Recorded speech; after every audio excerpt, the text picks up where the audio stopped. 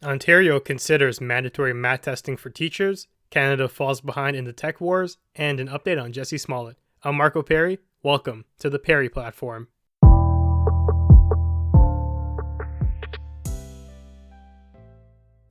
Is it just me, or does it seem like the provincial Conservative Party is on a sort of revision rampage lately? With Doug Ford at the helm, they've made controversial change after change to our beloved education system, and today was another day on that track. In my opinion, it was quite possibly the dumbest change of them all, and all you need to hear is honestly the title of the article. So, Ontario's set to introduce mandatory math testing for every teacher in the province. Yes, every teacher. Not just math teachers, your drama teacher, your English teacher, your PE teacher. All of them are going to be subject to a new standardized test. And correct me if I'm wrong, but I see very little value in having your gym teacher take a math test. Why? Well, maybe because math isn't a part of what he's teaching, it's not part of his subject matter. He's concerned with PE. Maybe we should do a physical education test on him, not the math one. It seems like they tried to find a solution that was a one-size-fits-all, and they're trying to fit a square peg into a round hole with this, which obviously does not work. I see very little correlation between this move and the supposed benefit that it's supposed to introduce. So let's back up a little bit. Why in the hell would they introduce such a ridiculous law? Well, first of all, it's not been introduced yet. It's only in the discussion phase, but there was some data that was concerning regarding how Ontario students were performing on their EQAO tests. And for those of you who are unaware, the EQAO is basically a Ontario math test that tries to gauge how proficient you are at the subject, and it compares you to a provincial standard. If you don't meet the criteria, it means you are below basically what they expect of you. If we look into the data, we can see it is somewhat alarming. So for grade 6 students, only 46% of them met this criteria, which means they passed the test. The rest of them failed. This is down from 54% in 2013. So as you can see, an 8% decline. That's pretty alarming. There must be something going wrong there, but it's not just with grade 6 students, even below that. So for grade 3s, the EQAO results are also on the downward spiral. 61% of them met the provincial standard. That's down from 67%. So obviously there's an issue at hand. This is basic math we're talking about here, like not calculus. Some people are trying to downplay this as if math has no relevance at all, but these are the basis for which you form your mental capabilities. Trying to do division in your head, rounding, estimating, simple addition, multiplication, subtraction. All of these are critical skills that you develop throughout elementary school, grade 3 to 6. And as you can see from the stats, the ability of students seems to be on the decline. So why is that exactly? It's hard to pinpoint exactly where the issue lies, but there's one thing for sure, and I can guarantee you this. It's not because the gym teacher doesn't know anything about math, because he's not teaching these kids anything about math. And going back to the proposition of the mandatory math testing, it seems like a complete waste of money and futile to me, which is the reverse of what the Conservatives should be standing for, which is to save money and efficiency. There's nothing efficient about this, and on top of that, it's going to be an expense. They're going to have to administer these tests. They're going to have to give teachers a time to do them, probably going to be paid. And on top of that, you're going to need someone to mark it. They're going to probably need to ship these off somewhere to be marked and then send them back. It's a lot of hassle for something that's going to have very little or non-existent impact on the math scores of students, something that has to be brought up. This is just a completely absurd way of approaching the issue. I don't really see the solution aspect of it. Like, at least demonstrate some sense if you're trying to create a law like this. First of all, why try and gauge the abilities of people who it's irrelevant to? At least put a focus on it. If it was a math test just for math teachers, at least that's something to debate about. There might be some merits to that actually, because as you know, there are some math teachers who perform less optimally compared to others. If there was a standardized test that could root out issues and provide to us feedback that we could use to target discrepancies and remedy them, that makes a lot of sense. But it's a waste of resources to be targeting everyone because the problem is very specific. It's math. That's what you're trying to target with this. So let's talk about people who actually teach the math. The way they've scoped the issue out is just so completely stupid that I don't even know what they were thinking with it, honestly. And the public backlash they've received is very well deserved. This is completely foolish. And Let me make one thing clear. I do believe that the decline in math proficiency among young people is a major, major issue. So the thing with math is, it's people try to play it off as if it has no relevance to the way you learn and your personal development, but that's not true. See, math at these levels, especially at grades 3 and 6, it helps you to think logically, how to approach problems that you don't know the answer to at first, strategizing, how to figure out certain ways of approaching a problem, using the tools available to you, and it also serves as a mental exercise. It's really good for your brain and your personal development, and the approach that we've taken to it is super foolish, and it's not going to help remedy the issue here. Like, we're not arguing over the merits of calculus here. We're talking very basic math that people have to have an understanding of to become fully developed mentally. Lacking these skills can be extremely hindering to a lot of people, especially in a professional context. So what do I think has to change? Obviously, the standardized math approach is not very effective. It's the wrong way of going about it. I feel like there's an issue here that needs to be tackled, but it's unfortunate that they're not going about it in the right way. So first of all, it comes down to the curriculum itself. It really has to adapt to the changing needs of students in today's day and age. The culture itself of learning has rapidly evolved, and the content has remained stagnant. It has yet to evolve itself to meet these changing demands. So first of all, one thing to keep in mind, in today's day and age, a lot of these children have easy access to a cell phone, and what comes about that? Having a cell phone leads you down a path of instant gratification. So many games on your phone, so many texting apps, Snapchat, you want to get a filter, you want to watch a video on YouTube, even Netflix, you want to play Fortnite. There's so many things you can do. The options are almost limitless. When I was a youngster back in elementary school, I didn't have all these options. There's really two things. Either pay attention to the teacher or don't. And not paying attention to the teacher led to you looking up at the wall and just imagining things. And that itself wasn't always fun. But now these kids have technology. It's empowered them. It's given them other options. And because of that, listening and learning has become less attractive. This math curriculum has been around for dozens of years and it has remained stagnant. It needs to change to the demands of students. Maybe introducing things like Kahoot, video games into math somehow.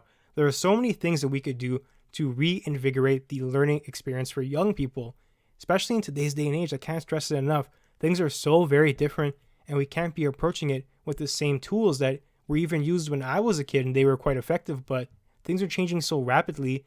Education has to continue to evolve and stay ahead of the curve. It can't be playing catch up, because when you play catch up, there is room for error. And we're seeing that now via the declining math skills of students. It's very alarming. And maybe it's not just math skills. I have a strong suspicion that these technologies and declining attention spans are leading to an overall decline in the ability of students. And something has to be done about the root, not just teachers being more proficient at math. I think it would be amazing if teachers were more proficient at everything. Why don't you test them for everything? It's not the way to go about this solution effectively. There are more concrete ways to tackle it that will be, first of all, more time effective, and second, more results effective. And it still baffles me as to why this was even a proposition in the first place. Anyways, not a very good look for the conservative government. It seems like they're just making all these changes just for the sake of making changes at this point, because this is so futile. But moving on to another topic about something that needs to be changed. Canada is falling massively behind in the intangible economy. This is referring to the technology world. There was an article posted today on the Financial Post, and it basically was contrasting Canada's global position and how foreign investment is impacting that. So you can look at it even just in terms of America. Some of the largest companies we use on a day-to-day basis here in Canada are from the States. Industries like retail, manufacturing, and even to some extent technology, it's very American dominated. Canada only has really a few select sectors that are shielded from foreign pressures like banking, RBC, TD, Scotiabank, really good Canadian banks. Everyone basically banks with one of these companies. There's a couple more I missed, like the big five, essentially. And telecommunications, so like Rogers, Bell, not a lot of people are outsourcing their telecom communications to American companies. Well, maybe not American companies. As you've seen, Huawei was trying to infiltrate our telecom market, but lately they've taken the plug because of all the controversy surrounding them. So it seems like we're safe for now. The article goes on to point out that If this protected list of companies is so small, shouldn't we try to expand it, particularly into the realm of technology, a massive, massive catalyst for the growth of the world? So take into consideration that the world is increasingly driven by data and tech today. This is the future. To be competitive in a future market, this is where you'll need to position yourself. By not growing Canadian tech companies, we're putting ourselves in a terrible position to compete in the global market, and we're seeing a lot of the downside to that already. I'm going to get into that a little bit later, but for now, I want to talk about what the article said that we should be doing in order to make our technology sector more prosperous. The first item they outlined was keeping IP and data in Canada. This is a very crucial first step. You can see that data is really the key to today's day and age. Companies like Huawei are very, very much positioned to try and capture as much data as possible. Their technology that they were trying to sell to Canada in our telecommunications industry was set up so they could extract data and send it back to China. Having data would allow them to do a plethora of things, such as better understand the Canadian market, better understand our consumers, even learn about our private lives, and this has implications far beyond business. International warfare, cyber warfare, hacking, stealing, a lot of crazy things that can be enabled by data. By keeping that in Canada, it gives us power to protect and use the data in ways that we deem fit as Canadians, not giving that power up to foreign countries to make use of it in whichever way they would like. Second, the outline says that we should encourage development of Canadian-based technology. Obviously, a massive step, something that we have to do to better our technology industry. And the third thing is to protect them from foreign takeover. This is a really key thing because you can do the second one, encourage development, but it really doesn't matter if another firm comes along and buys them out. This is a major problem because a lot of the giants live within the American economy. A lot of people are actually starting tech startups, but for some of them, or even the majority, the goal is to get bought out because they can make a lot of money in the short term. If you have a really cool idea, something that's kick-ass, there are going to be investors knocking on your door. Amazon, Google, Microsoft, Apple even, all these companies are American-based and they're going to want a piece of whatever you have.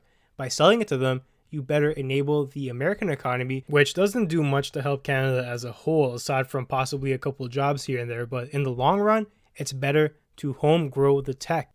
One of the massive implications of not doing this is the issue of brain power seeping away from Canada into foreign markets where they're better paid and they can work for the companies they want to work for. So take, for example, Canada's engineering sector. A lot of these guys want to work for a big company like Apple, like a Google, like a Microsoft. Well, these are all American companies. Canada doesn't really have a massive software company that people aspire to work at. And because of this, everyone's applying to Silicon Valley. Our top engineering students, maybe even those at the University of Waterloo, want to work for a company like this because of not only the reputation and the boost to your resume, but the boost in pay. We're simply not competitive enough. Like, what do we have? They don't want to work for a BlackBerry anymore, at least. Maybe back in the day, it was very attractive, but currently, it's not there. So as a result, these Canadian students are being poached away. Some of our top and brightest kids, people who could be starting the next companies, are moving to America now because they're getting jobs there and their ideas are being taken, not unfairly entirely, they're being paid for them, but their contributions are not helping Canada anymore. It's all going abroad. If we look at these statistics, the picture is painted even more vividly. So foreign acquisition of Canadian software and internet-based companies totaled $8.7 billion in the past 3 years. It was only $3 billion between 2012 and 2015. As you can see, the number is climbing. More and more Canadian software companies are being bought out and acquired. We have good ideas here. We have some good startups, but they're not lasting. They're being taken over. Once you lose all these assets, the benefits to your nation are depleted.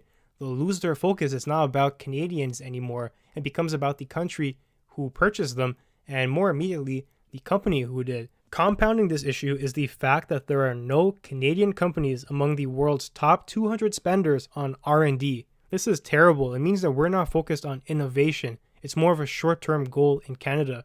More has to be invested so we can reap the rewards in the future. Our companies are just not focused and aligned enough to compete on the global scale.